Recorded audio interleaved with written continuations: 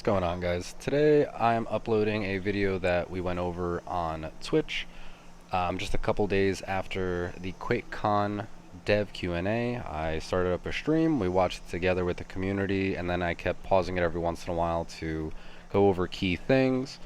Some of the things that we discussed were maybe even hypotheticals that we've been discussing in the community for a while.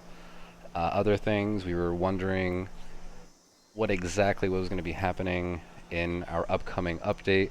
I wanted to share that with the Twitch community for those that did not make it, and for the YouTube community. I went back and, let's say, edited it a little bit. There were some audio issues where some of the stream was coming in very quiet on the QuakeCon side, so if there's any audio issues, just know I tried to make that as smooth as possible. But I do want to know what people's thoughts are about the Pitt coming out and some of the things that they discussed. I did my best to break down what they were saying, as well as add some speculation from being in the game for as long as I have and others in the community. So I'd love to hear your thoughts. Drop them down in the comments. Swing by the Twitch stream. We'll start a conversation there, but definitely enjoy. And let's see what you guys think. Productive. Come on over so you can actually see all of our faces. All right. Regardless, hi everybody. My name is KevDuit. You could just call me Kevin. It's a little YouTuber joke right there. Welcome to the Fallout 76 panel today, talking all about the Pitt expedition as well as all the future stuff coming along the way. And as we talk today, they will be actually giving out prizes in the chat, and they'll be giving you guys a little keyword that you'll have to punch in. So make sure you're watching out for that, you know, because blinking you'll miss it, and you'll never know what it was, except for the thousands of other people typing in chat. But first, even though I am a YouTuber, which automatically makes me an expert at game development, Bethesda, thought that it would probably be good to have some actual professionals on the job. So today we've got joining me 3 Fallout developers, and I was going to tell them all to introduce themselves at the same time, and then we'd all awkwardly laugh, but instead we're going to go with Mark, John, and then Steve. Tell us who you are, what you do for Fallout 76, and why I'm your favorite YouTuber. Actually, no, just the first 2 things. All right, cool. Well, howdy. I'm Mark Tucker. I'm the design director on Fallout 76. My core responsibilities are to oversee all things design, and I'm also very involved in planning our future content and roadmap. Hello, I'm John Rush, the art director for 76. My primary responsibility is in maintaining and expanding upon the look of the game. I also contribute to the ideation and creation of offerings for the Atomic Shop and Season Pass. Hey, I'm Steve Massey. I'm the lead designer for Expeditions. I just sort of documented the feature at the beginning and helped to lead the team to completion. And Kev, yeah, I'm a big fan. So excited to be here with you, my friend. Hey, it's great to have you all on here. I'm actually honored to be hosting this panel today, and we got a lot of questions, a lot of stuff to go over today. I know a lot of people are getting hyped up for the Pitt stuff coming along the way, coming out actually very soon. So let's just jump right into some questions, shall we? I'm gonna start with you there, Steve. For players who might be like either new or coming back to Fallout 76, could you give us a little refresher on what expeditions are and what they're going to be adding to the game? Yeah, so expeditions are randomized, repeatable offsite story missions. So, and by offsite, it basically means that we're leaving Appalachia for the first time and kind of going to different places. I think our goal for expeditions was to take those big epic end of questline missions. So you say the Vault 79 raid at the end of Wastelanders, and kind of compartmentalize that. But instead of just being able to play that once per character, you can play it over and over again. You get kind of a different experience every time. So, I mean, we think that that's going to show through in this final product when people get their hands on it. That they're a lot of fun to play, and especially on repeat play. No, that's cool. I honestly, the end of Wastelanders, running through the vault, that was probably one of the highlights I've had for 76. That was super fun. Mark, so why is the team adding expeditions to the game now at this point? Yeah, that's a great question. So, obviously, the game has been focused on Appalachia. We have a lot of stories that we've told. We have a lot of stories we want to continue to tell in Appalachia. But we thought it was going to be really cool to take an opportunity to go to these other locations in the time frame that 76 takes place in the Fallout universe, which is just a couple of decades after the bombs dropped. So we really wanted to, go to these other locations and have that window into the Fallout universe and see what's happening there. And so, as developers and players of the game, we were just super excited about that. And yeah, super jazzed about the Pit that's coming out soon. Yeah, it's gonna be sick because I just played through the Pit again in Fallout 3, so I'm kind of psyched to go back and check out how everything is gonna. So be I've never during the played the 76 Pit era. on Fallout 3, which maybe is a sin. So then, I don't Sean, know. what kind of rewards are we gonna be looking at here? Because how am I gonna get that auto axe? Huh? I'm assuming at least. So Pit Expedition Rewards, lots of great offerings for players, ton of cool stuff. First and foremost, our players can upgrade their armory with the new Union Power Armor set. The rumor has it that the set looks pretty awesome with the. I personally do not care about power armor. I'm always going to say that first and foremost. So anytime power armor is supposed to be a highlight of something, you lost me. New auto axe as well. Our builders will be. I do want to check out the auto axe though. I'll say that. I kind of want to just put a point into something. Originally, Steve Massey was talking about the Pit and kind of the whole randomized thing. He's going to bring up a thing about modules. At least he refers to it as modules, and how the whole randomization occurs. So keep an eye out on that. Mark Tucker was just mentioning about other locations, and then within the time frame of the bombs just recently of dropping kind of deal. So I think the keywords again would be revisiting other locations, and then the idea of being able to go out to not just the Pit, but now that they start having this technology put into place, they have the, if you want to call it, the template, more so than the technology, but the template of whatever you want to call or classify the Pit as, and then you're able to go to other locations. There's other things that they bring up shortly, and then we'll expand on that as well. Be able to carve out their own corner of the Pit in an expansive Pit cityscape shelter, which to date is our largest shelter that we've offered yet. We're also offering players new currency stamps. We're offering to players that they can earn to target specific items from a new vendor that we're introducing with this update. All right, so new currency and stamps. We don't know how that's going to start. We don't know if that's going to be something where you have a limit closer to gold bullion, or you have a limit closer to, let's say, caps or script. Think of all the currencies we already have.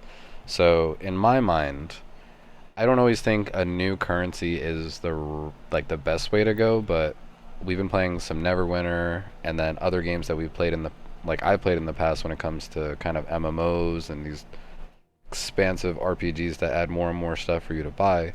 They typically do add new currencies, and then those currencies are related to the area you're in. So then you wind up repeating certain events in that area to, collect the currency. So that's right on par for similar themes on other games. Just me personally, and I would say for the veterans of the game, if you've been around for a while, for example, just today, I almost hit 10k gold, and I turned it in for lunch boxes because at that point I don't really have the need, so I might as well not go overboard. I would like to be able to spend my gold on other things. So if it was also something where we could have been spending our gold bullion, or maybe even turning in modules for something else like existing currencies, I would have found that much better. Adding more currencies, I think, kind of misses the mark of sorts, but we'll see how that gets implemented. I'll try to not be as critical of that. I'm just not a big fan of more currencies, especially when we're already collecting so many others. Cool. Holy. I'm psyched, man. I'm psyched. Honestly, grinding through content in these games, there's always so much to offer. And I love how thematic everything always is. All right. Now this is probably a question for a lot of the new folks coming into the game. Who's going to be able to run these bad boys, Steve? Are they going to need assistance from, expert players, like myself, or can they just leave the vault or just run on in? I mean, with a lot of these sort of repeatable gameplay systems, we do want them to offer a compelling in-game experience. So, I mean, we do recommend level 50 plus, but that being said, Just like all the other content in the game, these enemies scale to your level. Right. If you're an enterprising group of level 5 players, you'll be fighting level appropriate enemies, but I think the real problem will just be resources, having enough stim packs, being able to repair Right. your weapons and stuff like that. But I think it'd be best if you're below level 50, get a high level friend to carry you a little bit. I'm going to compare what was just said to running Project Paradise. Or sorry, running Project Paradise at Arctos Pharma. When you initially go to that event, if you're going to take the elevator down, it says recommended level 50 plus, but whenever that pops up, anybody can spawn there. I understand after one wasteland and all that, we're able to fight level appropriate enemies and it's not a huge difference, but having lower levels at an event like that is probably rougher on them, because if you're just kind of getting bombarded by bears and other things that are attacking you during that, like what was mentioned, stim packs and resources might be kind of the bigger issue. I don't know. Part of me wants to make more of like a level requirement. Part of me wants to be like, no, you cannot join this event until you are level whatever. If 50 plus is the suggested, how about we meet halfway, literally level 25, or I'll take level 23 as the requirement to get into these events. Part of me, even though it doesn't affect my gameplay or most of the people that we play with, but for the newer player, just having some sort of like, oh no, you must be this tall to ride kind of sign, I think also gives an incentive for longer term stuff. So the fact that all the veterans, again, are waiting for new content to run, or even some of, newer players to the game want to see what else they can experience in terms of content. I don't know, I feel like that might miss the mark a little bit as well, but I'm still looking forward to new content that we're able to run.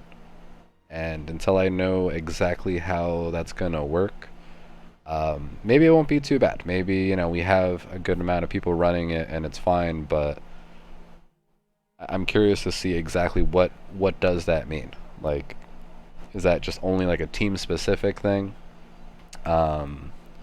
But if everybody's kind of going in together, I would imagine it's not going to be like an event where anybody can just kind of spawn in. So in my mind, again, giving somebody a goal to work towards more so than, yeah, why don't you try it out and see if you hate the event or not, because you're not successfully doing it.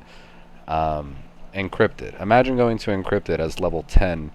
You go up to the computer because it says push the button, even though 10 other people are standing there waiting, and then the sheep squatch comes out and lasers you to the ground. As a low level, you're probably like frustrated, like I don't even know what's going on. I think literally telling somebody no, you can't spawn at this event, or like you shouldn't, is not a bad thing. But maybe that's just an unpopular opinion, and I would copy paste that theme or idea onto what they were just kind of mentioning. But anybody can join. Level 5, level 2, straight out the vault, why not? Gotcha. That sounds good. All right, so there are several new locations with the pit. You've got the foundry, you got the pen, the trench, the sanctum. So how have the art and design teams kind of approached creating this new area, and kind of like makes it separate but still unique to the game? Same feeling of 76, but like you're in a totally new area. John? Well, I mean, so we definitely wanted to pay homage to the original Pit content. The recipe for that, to me, really seemed like, it's made out of steel, stone, and fire. Just a very dry, dangerous place. So, for instance, like the trench, where players sort of delve into some of the uglier parts of the pit, sort of thinking of that as like a big nasty scab where there's trogs and fanatic raiders sort of trying to survive down in there. Working with the designers heavily on shaping out these spaces, been a lot of fun throughout the whole process. That's awesome. And so kind of like to dive a little bit further on that, there's the two missions right now. There's Union Dues and From Ashes to Fire. And they have a very different feel. And so I was going to ask Steve, what was kind of the reason behind separating the two, giving them the very different feel, but kind of tying them together thematically? Yeah, I mean, we went through a lot of iteration on the expedition's feature, and where we ended up with was this mission-based structure where we could kind of take these locations and filter them down to like, this is the coolest place, the most awesome place. But then also with each mission, we can go completely different. So we don't have to connect them together. They're all part of the same city, but they're different districts, different areas. So, Okay. you know, example with Union Dues, it's very reminiscent of the original Pitt. You know, you go into a foundry. I mean, you'll see a lot. We have a lot of the similar type of graffiti. Obviously, it's a lot earlier in the timeline, but you'll see very similar visual themes. But then when you go into the second mission, you see the trench. It's just this crazy, you know, this crazy cataclysm happened where the street level fell down into a trench basically, and it looks completely different, I think, from anything else in the game so far. So I think, you know, this format allows us to also add new missions in the future very easily if we wanted to, you know, without having to like see them together. So that's basically why we did it that way. So I'll just call out the idea of adding more missions. And I mentioned this in the past.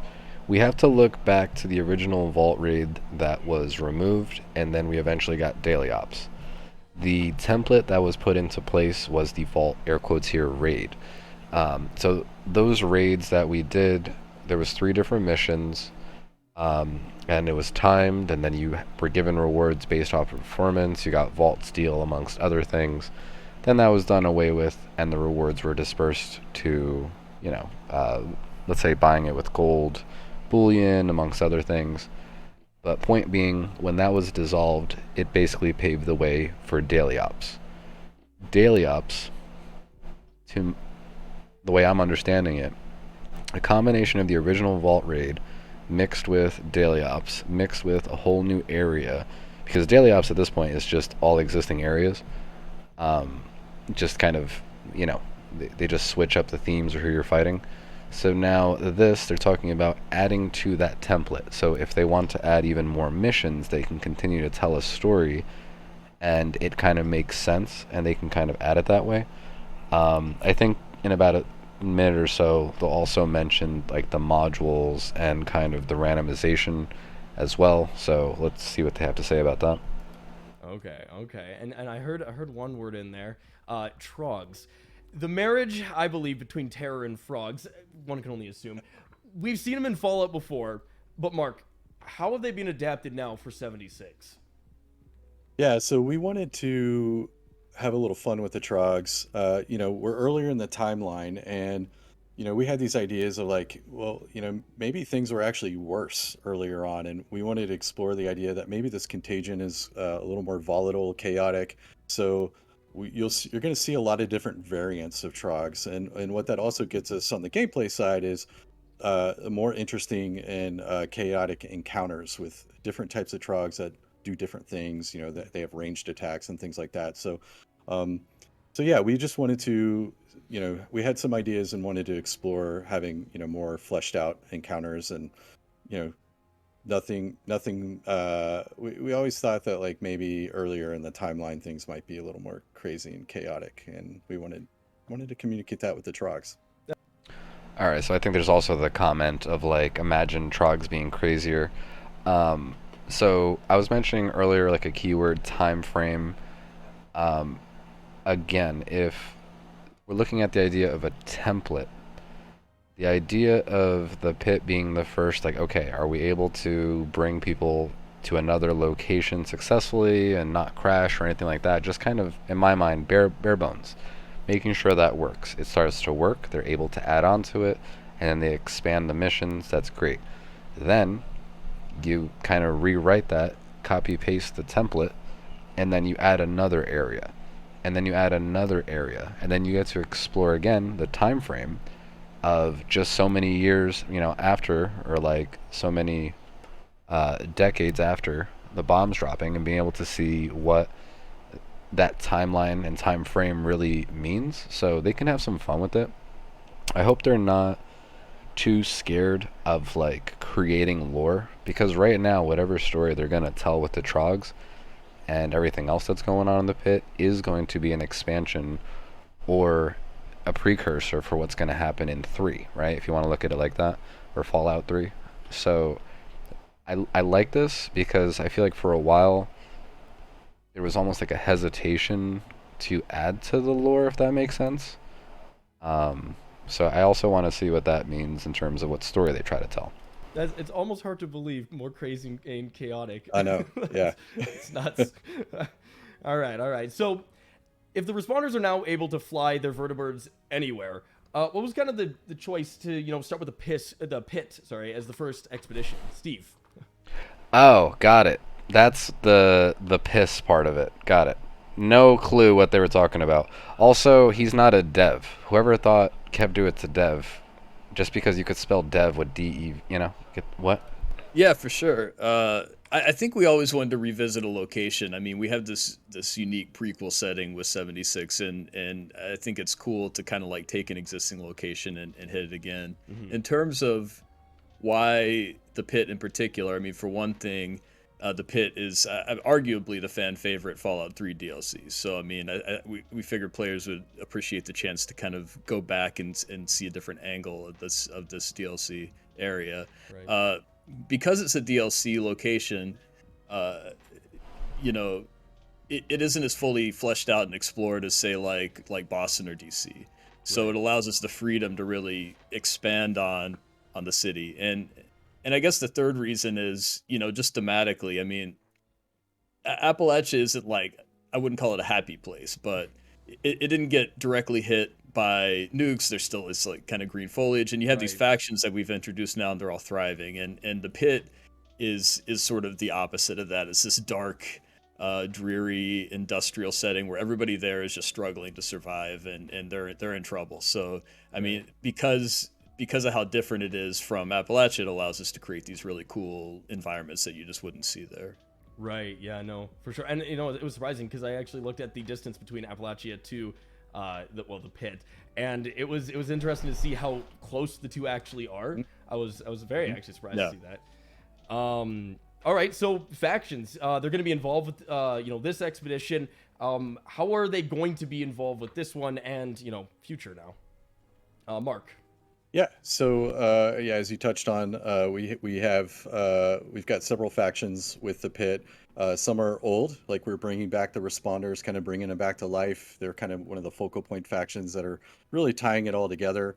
We're introducing a new faction, the Union, and then a splinter faction of the Raiders called the Fanatics.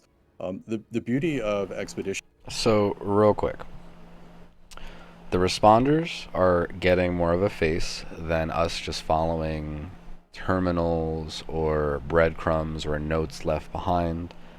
You said the Union and the Fanatics, right? So we have a reinforcement or a bolstering, we'll use as a word, of a current faction. Then we have a new faction being added. And then they also have the Fanatics, right? But then the Fanatics, even if they're just an offshoot of the Raiders, it's kind of the same way you can look at Blood Eagles, right? So it's interesting that they're adding more factions. There's kind of a chart that I've discussed, and what I mean by a chart, I mean just simply putting the current factions in the game, adding a few more factions, and then let's say accomplishing a mission or a task for one faction gives you a negative impact on a different faction, while simultaneously maybe working on two factions or not getting as much credit as the first one. I'm going to refer to games like Warframe.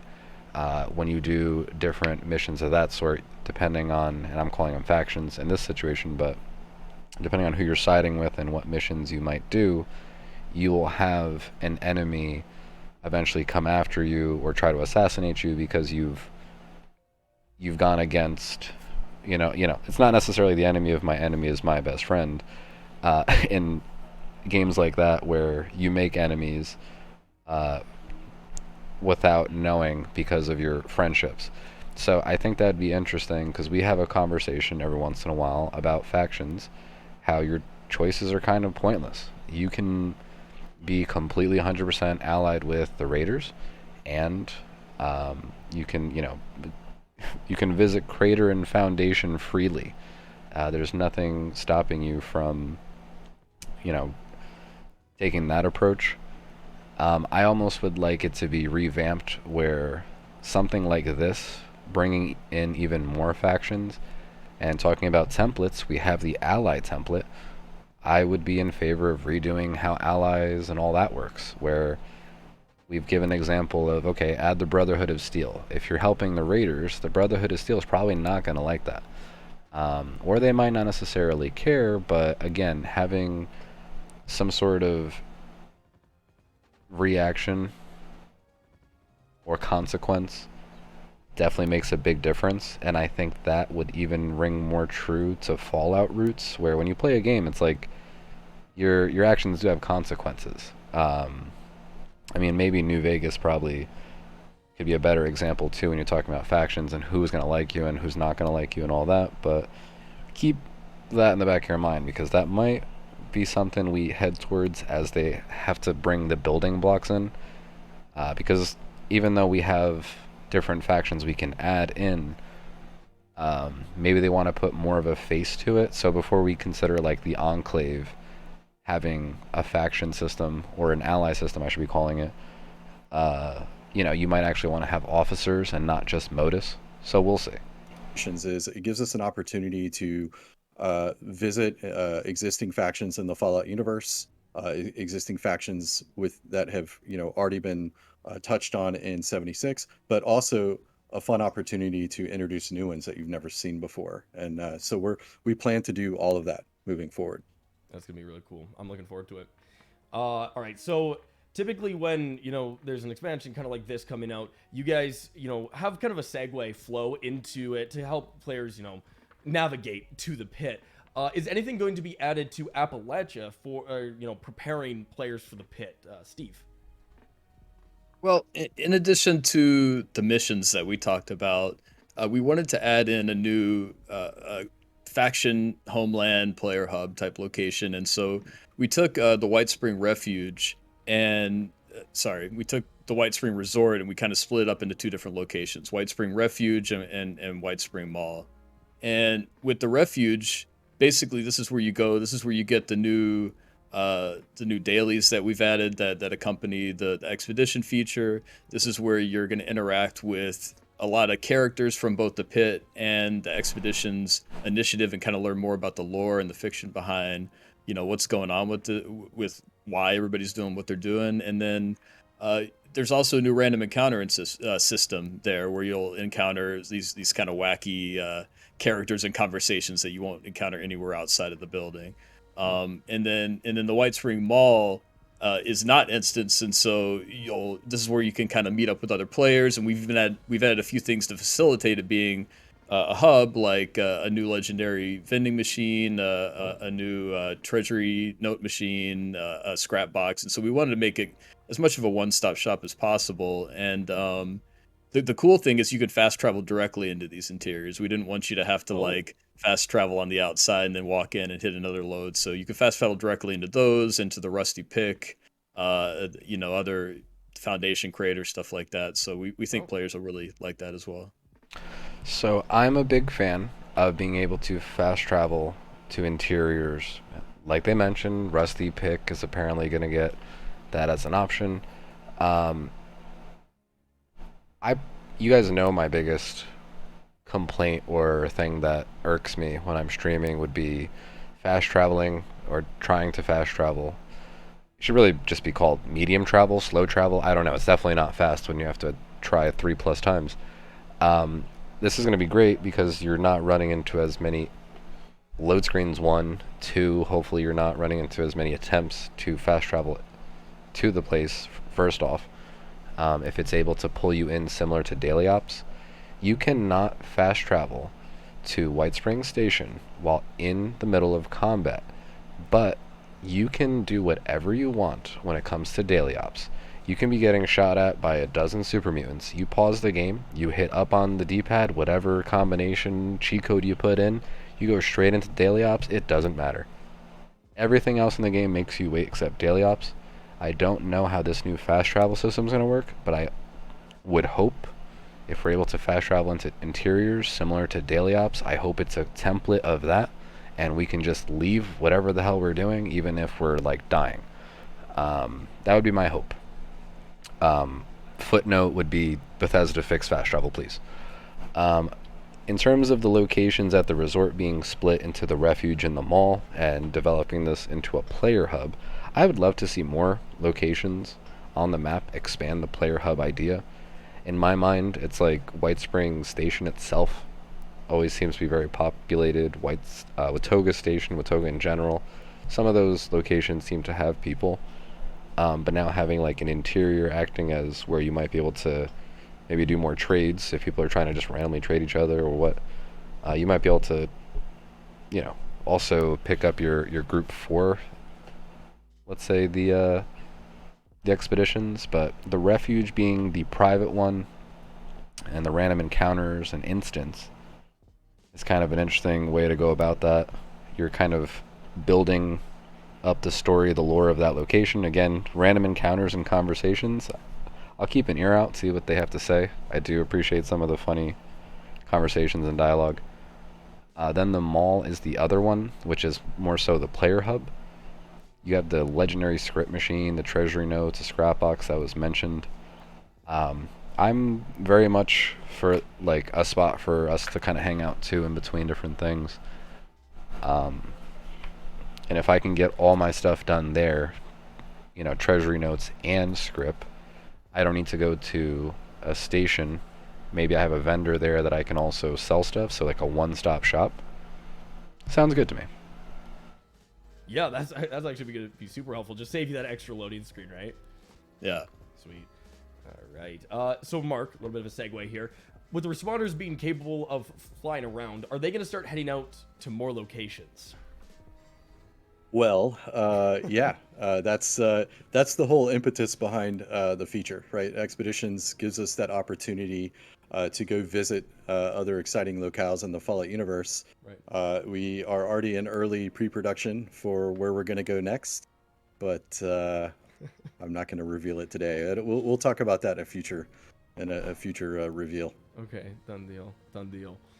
All right, so has the team, usually with gameplay and anything new content wise, sometimes there's new tech implemented into just to kind of shake things up, spice things up a bit. Has there been anything developed specifically for the complementing the gameplay for the Pit, Steve? Yeah, I mentioned that a big part of this is that they're randomized, and so we developed this new technology that we call our quest module system. So it allows us to take gameplay, components like, hey, we balance it out, we play test something, this feels good, but then we also allow quest designers to be able to retheme and recontextualize it very easily. So this allows us to. That's exactly what I was mentioning before when it comes to retheme and recontextualize certain things. And then you'll hear about, for example, how many modules are picked for these and out of how many. And I'll comment on that in a sec. To put a ton of objectives in, and then you randomly pick them. And there's like 9 objectives in each mission, and then it randomly chooses 3 each time in different orders. So each time will be slightly different, and the quest module system enables that. So over time, we want to add more modules and continue to use that to help push things along for expeditions. So I would also compare that to daily ops, where daily ops, you have many factions to choose from, but you also only have, so it's like there's only uplink and decryption. Then there's multiple factions, and then there's like layers to it. In terms of a quest and objectives that you're getting, I feel like that kind of helps in terms of keeping things fresh. If they're saying that there's like 9 initial, quest modules, and you're choosing 3, that should help keep things fresh, so it's not like you just running daily ops over and over again. Now, first it was uplink, and then it was decryption, something along those lines. Then it became kind of like, okay, we're going back and forth running different things, it's not the same thing. Then they add more factions, more enemies. Again, they're adding more and more to it, but daily ops over time just feels like the same stuff over and over again. I think going in with a bunch of options and then honing in on just a few helps, again, longer term and keeping it fresh. if we only had 3 modules to start, and then a few months down the road they added more, a few months down, then it might be a little bit more stale. But this actually seems pretty good. I would say it's like a pretty good way to approach that. Okay, cool. Yeah, I'm actually really looking forward to seeing how that works, because anything randomized just adds a ton of replayability to content. All right. So we're gonna kind of shift over to just future expedition content here. John, so seeing as the missions aren't timed, are players able to kind of freely explore, the pit or the expeditions in general without feeling the pressure of immediately having to complete all the quests that come along with it? Yeah, absolutely. These are pretty large play spaces that people can just stay in and explore as much as they want. That's cool.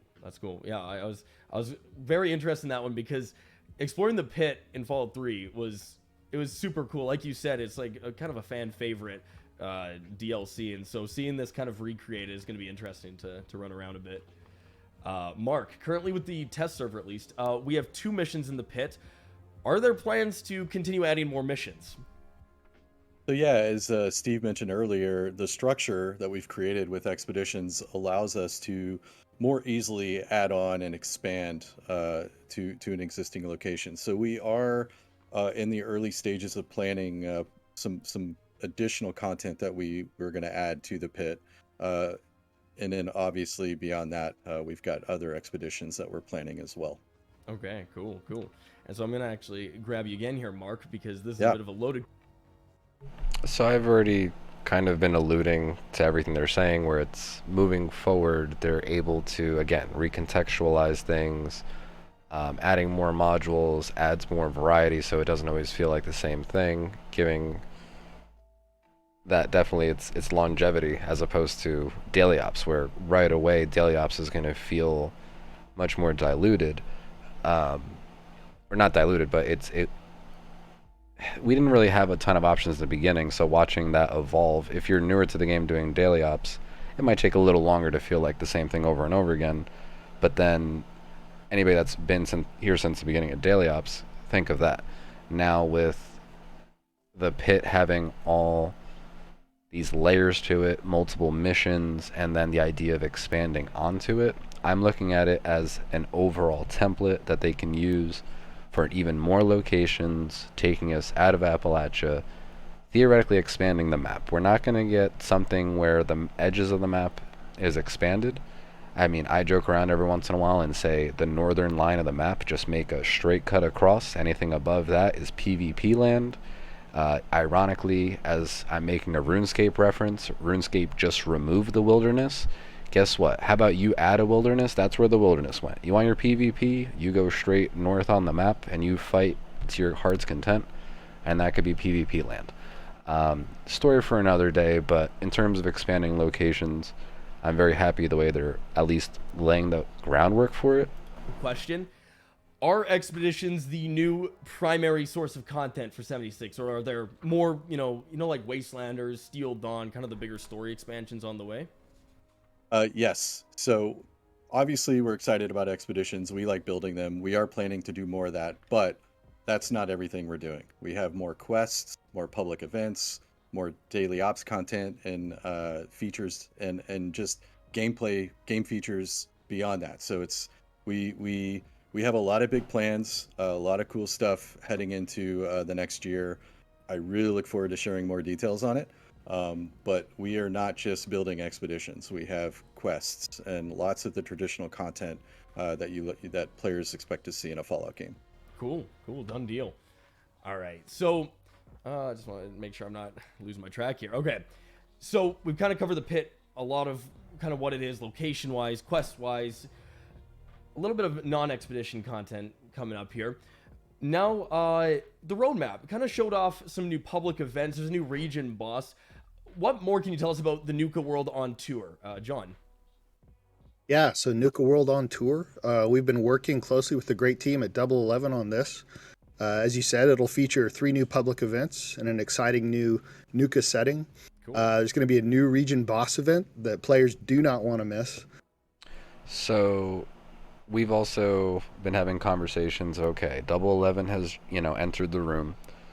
Bethesda was also, I forget what the other company was, but having help from these external sources, also trying to keep the environments they're creating for like the multiplayer experience, like trying to see like, okay, let's get this right, let's bring other people in, and then in terms of getting new events, what I'm looking at it as, it's probably, hopefully now, not going to be just a copy paste of other events we see in Appalachia, just at a different, theme. I think these will be a little bit more different. The region boss, I've spoke on multiple times where playing a game like Defiance, they have an Arcfall event where it's something that people that might not even be in your server can get pulled in if you're all going to the same location and you're fighting this gigantic whatever creature of sorts. I'm very much a fan of region bosses. You've seen that in other MMOs too, but at the same time, that in my mind could be a template for something else. Every once in a while I mention, okay, what if a ultra super behemoth, something that's towering larger than a normal behemoth, is walking across Appalachia and it's up to like the server to go stop it. I'd be very much interested in seeing how they could maybe utilize that more than just for this Nuka World thing they're talking about. But I'm very interested to check this out as well.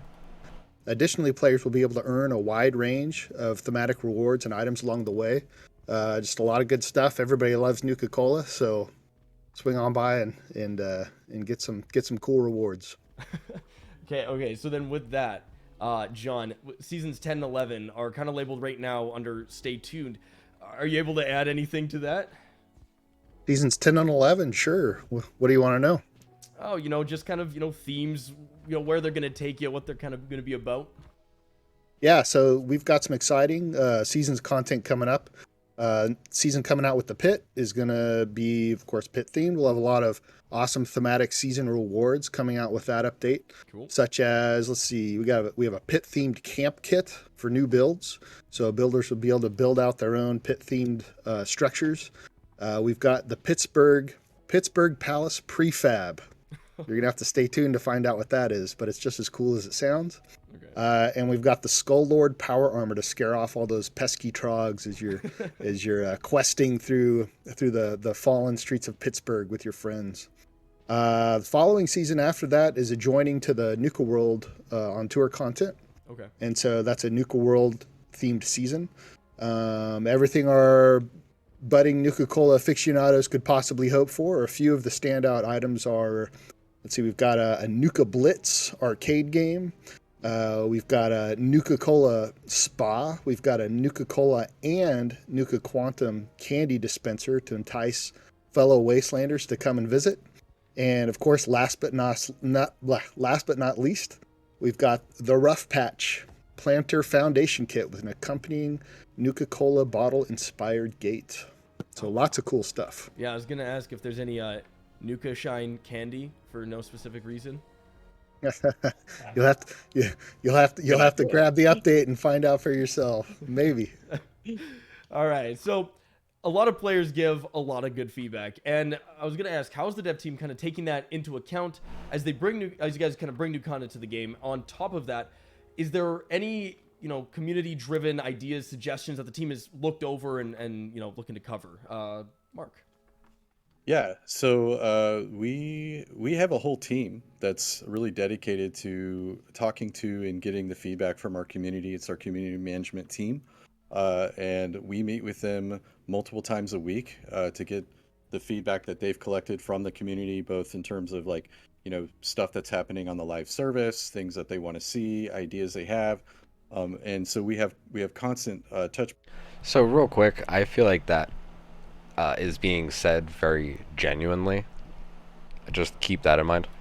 Touch points with that team, and we're taking that feedback and putting it into all of the lists of things that we want to do and prioritizing it. So yeah, community is really really important, and we do act on a lot of that feedback. I can reference multiple instances on our public test servers, for example, where we've put stuff out and the community gives us a lot of great feedback, and it really helps us shape and improve the features that we're putting out. But more importantly, I'd like to point to something that we have in the works that's coming out later this year that was a direct result from community feedback, and that is our free cam building mode. So a lot of our players have gotten frustrated with, you always have to have your character moving with your camera as you're building your camp.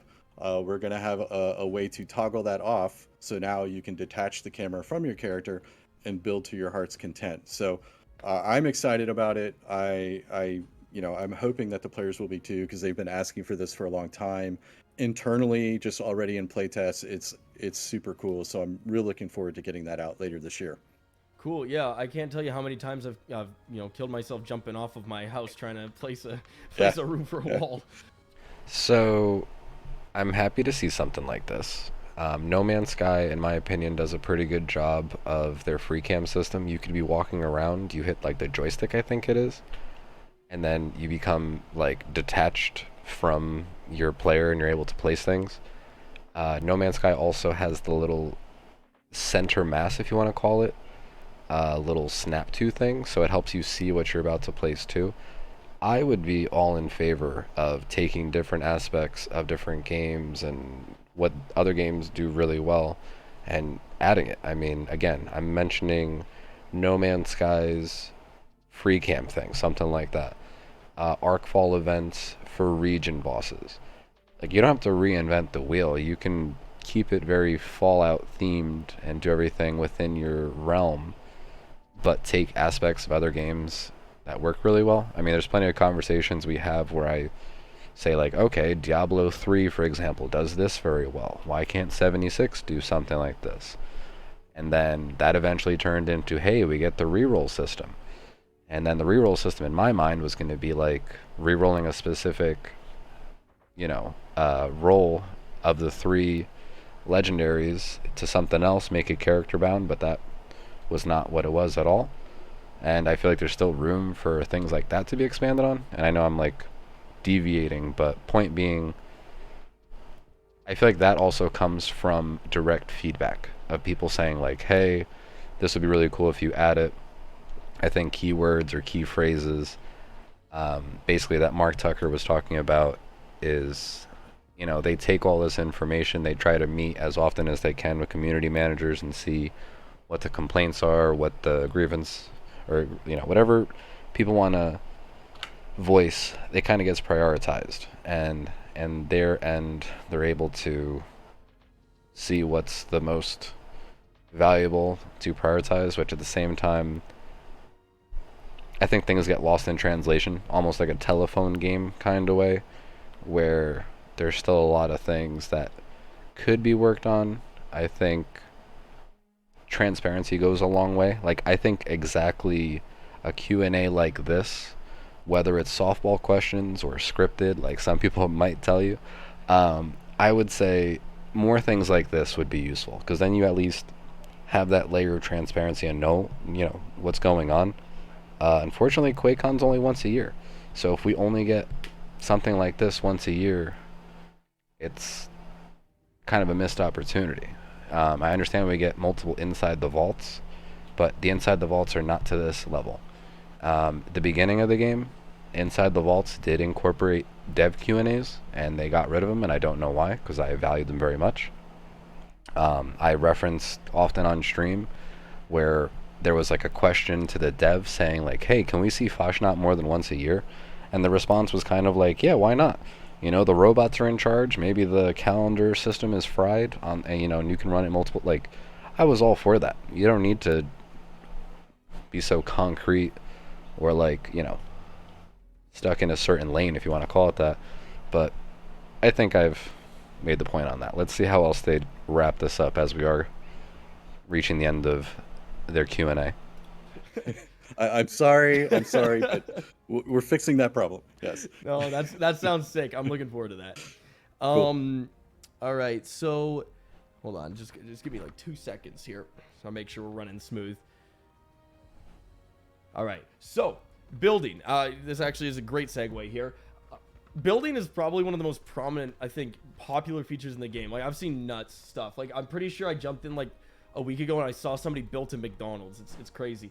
So So real quick, talking about building being such a prominent feature, a lot of people that come through stream and a lot of people that might not be the happiest with 76 talk about how it's basically just become a camp builder game.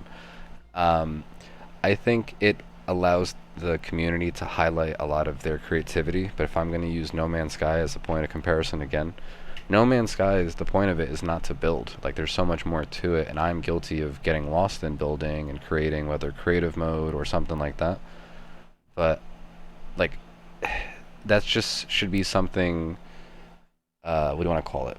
Like additional to, not necessarily supplemental to, if that kind of makes sense. So in my mind, a conversation like this going like, yeah, camp building is a primary feature. It's like no. Let's kind of try to veer away from that and add more. Not everybody wants to build. I love building. I more so build off stream, and admittedly sometimes I go to camps and it sparks a lot of different ideas. But I would love to see us lead away from the camp building a little bit. That or give us more budget so we can actually build. I don't know. speaking of building stuff, can you shed some light on, new building stuff that's possibly coming out in the future? Do you want to build on that, John? Well, we've got a lot of Pitt inspired content with the Pitt camp kit. We've got additional camp kits I can't really go into, but I will say that we love our builders, and we recognize that a lot of our players are avid builders, and so we're always looking for new offerings to entice them or to give them options for building out their own unique spaces. Cool. All right. And Mark, if I were to ask you for a small peek preview of, let's just say ballpark next year's plans of the game, what would your answer be? Oh, man, you're putting me on the spot here. All right, let's see here. Well, as I talked about earlier, we're obviously dedicated to adding more expeditions, but we are focused on additional content beyond that. So more public events, more quests. But in addition to that, we have a lot of other features that we're working on. So more public events, more quests. So does more quests mean adding to the pit, because they were referring to those as 2 quests that are within that system, and they're looking to see how they can add 3 and more and so on? Or does it mean substantial quests where you're expanding upon the Brotherhood of Steel, the Raiders, the Responders? They were talking about, the Responders, the Union, the Fanatics and all that at the beginning. By bringing in a new faction, by bolstering the Responders and giving a face to them, by giving a face to the Fanatics, similar to how like Blood Eagles exists. Like I think that whole kind of rep system and faction system can take us to different quests, but I think we want lore. I think we want more like stories and things that are kind of memorable and kind of ground us in that Fallout universe. We're exploring ways to expand the item game. We're exploring more interesting ways for players to interact and engage with camp building and possibly sharing camps. So we have a lot of ideas, and I'm looking forward to giving a lot more detail on that. Probably realistically early next year is when we'll start to divulge more information there. But So now keep in mind, early next year, we're about to get an update in 3 weeks from now at the time of this, September 13th. They'll literally mention it here in a second. Spoiler alert, I guess. So now September 13th, which means it's going to be new season as well. And then does that mean instead of like an October update like we did last year, do we get, if I remember correctly, do we get a November or a December before the year is up update? Now hear me out. Let's just say it's December. Does that mean the following update is then going to be 3 months-ish later? And then March? So does that mean before we actually get some of those things that we were just kind of talking about where we'd like to take the game, are you telling me that we might not actually get more quests until a year from now. This is me trying to pick apart as best I can and speculate as best I can on from what I've seen. We used to have updates very consistently, and I mean like more substantial updates. I understand Starfield and a bunch of other things are going on, but I'd like to also understand if we're going to get an update in a month, or less than a month, whatever, if we're going to get another update in, let's say, 4 months from now, and then when we get an update in, like, let's just say 7 months, you know, I'm just trying to plan ahead and think, when should we really expect lore? But going back to Starfield, if at the end of this year they are able to divvy up more resources onto the team, which would make the most sense, whether it's the beginning of next year or however, because we still have yet to get that concrete date on Starfield, who knows, maybe halfway through next year it becomes something where instead of every 3 months we're getting an update, maybe more often. They mentioned Double 11 coming in for the Nuka world thing and region bosses, those events.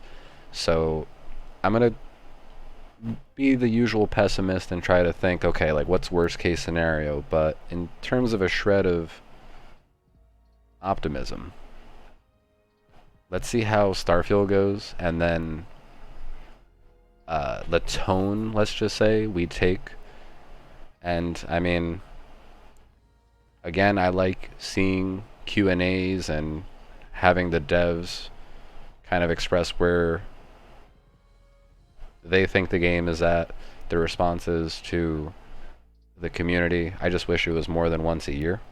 So again, in my mind, this is the category of transparency. When I say I want to see more transparency from Bethesda and the devs and all that, this is exactly what I mean. Mind you, you might think these are all softball questions. You may think every single one was provided. That could be 100% true. That could be 50% true, or anywhere in between, right? Point being, you can keep doing these more often and let us know what's going on, or at least where you think it's going to go, so then we can respond. Again, Mark Tucker's comments earlier seemed very genuine about regularly meeting with community heads, and then seeing where the complaints are, what the climate is like in the community and all that. I think that's very important. So I would love to see more things similar to this. I know we can't always get something like this, even if it's in written form. I would love for us to go back to something like that. But let's have them give us the final thoughts, and then we'll be wrapping up here. We've got a lot of really cool stuff in early pre-production right now that I really would like to tell you more, but it's a little too early. I don't want to make too many promises. Gotcha. I just figured I'd ask, Yeah. Wow, that was like drinking from a fire hose of knowledge. I really appreciate you guys, hopping on here and answering just a ton of questions. I hope I was able to answer a lot of chat's questions as well. Anything you guys want to add, say, to the fine folks at home? I'll start. First off, I want to take the opportunity to thank our community. We have one of the best communities in online gaming. It really inspires me and the team, and we just love working on the game for you all, and really appreciate the commitment and the feedback that you give us. Cool. Yep, we love our community. Got the best community in out of all games. Very passionate. I read all the Reddit threads. I watch all the videos. I love the feedback. Keep it coming, and we'll keep Fallout 76 going. I agree with everything these guys said, but really I just designed things that I want to play myself. I'm just excited for this to hit so I can just redo my entire character build. I'm going full into auto axe. I'm pumped. Let's do it. Oh yeah, I was gonna heavily agree with the auto axe there. I'm very excited for that. That was, as soon as I found that in the pit, that was the only weapon I touched the entire time. Yeah, you mentioned the content dropping, so I figured I'd just kind of throw out a date. Or do one of you want to throw out a date, or do you want me to do it? I could, either ways. I'll give Steve the honors. Oh man, I don't want to mess this up. Is it September 13th? September 3rd. Yeah, you nailed it. You All nailed right, it. I did it. I did it. Yeah, so yeah, Fallout 76, the Pitt expedition is going to be dropping on September 13th, totally free. You know, run out of the vault, level 1, head on over. You'll probably die a lot, so you'll want to level up a bit first. But yeah, I appreciate you guys all for joining us today. I hope, you know, a lot of questions were answered. It's always fun to you know, just kind of get a glimpse into the future, see what's coming down the drain there. So I hope you guys all have a fantastic rest of your day, and yeah, enjoy the rest of QuakeCon, everybody. And I guess actually, first of all, hold on, I totally forgot about this. That's my bad. Okay, so for that last look of camp-related things coming out, the recruitment bundle and other things, yeah, we'll see this popping up. We'll see who winds up picking it up. I may pass. We will see. But that's basically it for what their Q&A segment was. Again, this was a couple days ago, and I myself have been a little more detached from checking out the pit and what's going on with that. I'm happy to get, and again, I'm calling this transparency, like categorizing it at least as that. I'm happy to get something like this. I think it's good to see where they think our gripes with the game are at, and what, or I guess let's say what kind of content they're going to tackle next. Again, the inner pessimist in me is like, okay, so we kind of know what's going to happen in the next month or so, and then there's going to be another update before the year is up. But if we're not going to get more quest or lore related things, are we just waiting for another year for that specific stuff? Mind you, we're probably going to have things added to daily ops and other things, but simultaneously there's a bunch of people who are just kind of tired of daily ops. So it's an interesting comparison to see what, for example, what some of our community on the Twitch stream will say versus some of the things that they're mentioning here. For example, the No Man's Sky similar detached camera thing, I think it's a great idea, but personally that idea didn't really cross my mind as like a, hey, I really need this. If we're just going to keep catering to camp related only things, and one of the conversations made it sound like building is the primary feature of 76, it's, I don't want to say disheartening, but I don't want to just keep going towards camp stuff, which then leads to atomic shop stuff, you know what I'm saying? But I think I'll put a pin in it there. I'll also provide a link for people to check out the VOD as well. I do hope you guys found this informative, and seeing what the Twitch community has been thinking is interesting. I do want to see what or how the YouTube community responds. Yeah, more conversations on this soon, and less than a month until the pit, September 13th. Alright, so I do hope you guys appreciated the in-depth look. It was a little longer. I mean, it was a 30-minute roughly event, the dev Q&A, and then kind of splitting that up and going over it together in the community took a little bit, but I do hope it was all very insightful. I'm very excited for where the game seems to be headed. I'm always going to stress I want more transparency, but things like this are exactly what I'm looking for others in the community, just to see what exactly they're thinking. It's a good also opportunity to see the devs go over some of what they've been working on, and you can tell that they genuinely seem excited, not only to see whatever they're working on come to fruition, but to also dive into the game and see what the community has to say, the feedback. And as you heard, the feedback is very important, so keep it coming. And I'll always stress constructive criticism. Don't just be like, this is terrible because of this, and that's it.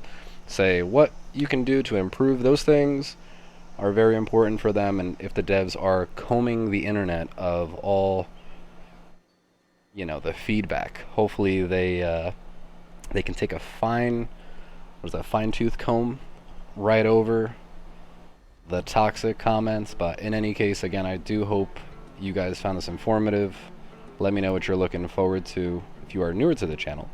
There's a lot of other content related to Fallout that I'm uploading, as well as highlights from our shenanigans on stream. And then you can also catch me streaming on Twitch throughout the week. But do hope you guys, again, enjoyed and found it informative as always. And until next time, keep an eye out for more videos. And take it easy, everybody.